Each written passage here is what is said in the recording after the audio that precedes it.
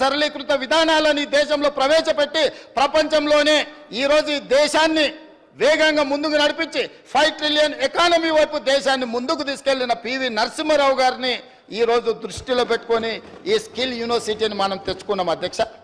ఇవాళ ఇంత గొప్ప ఆలోచన ప్రభుత్వం చేసి లక్షలాది మంది నిరుద్యోగ యువకులకు ఉద్యోగ ఉపాధి అవకాశాలు కల్పించి వాళ్ళు ఉద్యోగాల కోసం చేయిజాసడం కాదు, వాళ్ళే ఉద్యోగాలు కల్పించే విధంగా వాళ్ళలో నైపుణ్యం పెంచాలని ఇవాళ ప్రభుత్వం చేస్తున్నప్పుడు ప్రధాన ప్రతిపక్ష నాయకుడి సభలోకి వచ్చి ఇంత గొప్ప బిల్లు తీసుకొచ్చినప్పుడు ఏమైనా సూచనలు చేసి ఉంటే మేము స్వాగతించి ఉండేవాళ్ళం అధ్యక్ష. ఇవాళ చాలా ముఖ్యమైన సమయం.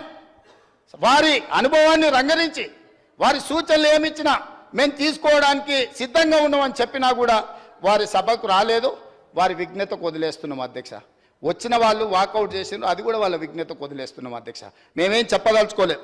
అయితే మిత్రుడు కొంతమంది సభ్యులు ఏం పెడుతుండ్రో మీరు ఫీజుకు సంబంధించిన వివరాలు పూర్తిగా ఇందులో పొందుపరచలేదు, ఏమేం కోర్సులు ఉన్నాయని చెప్పిండ్రు అధ్యక్ష. ఈ యంగ్ ఇండియా స్కిల్స్ యూనివర్సిటీ తెలంగాణలో దాదాపుగా 17 కోర్సులను మేము ప్రవేశపెట్టాలని నిర్ణయం తీసుకున్నాం అధ్యక్ష. ఈ 17 కోర్సులు కూడా ఉద్యోగ ఉపాధి అవకాశాలు కల్పిస్తాయి. దీని నిర్వహణ కోసం పీపీపీ మోడల్ తీసుకొచ్చినాము.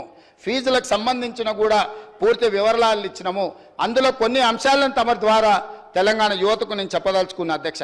ఇందులో మేము ప్రవేశపెట్టబోయే కోర్సులు హెల్త్ కేర్ ఒకటి, రెండవది ఫార్మాస్యూటికల్ అండ్ లైఫ్ సైన్సెస్, మూడవది artificial intelligence and information sciences, నాలుగవది టూరిజం అండ్ హాస్పిటాలిటీ, ఐదవది ఆటోమోటివ్ అండ్ ఎలక్ట్రిక్ వెహికల్స్, ఆరవది banking, financial services and insurance,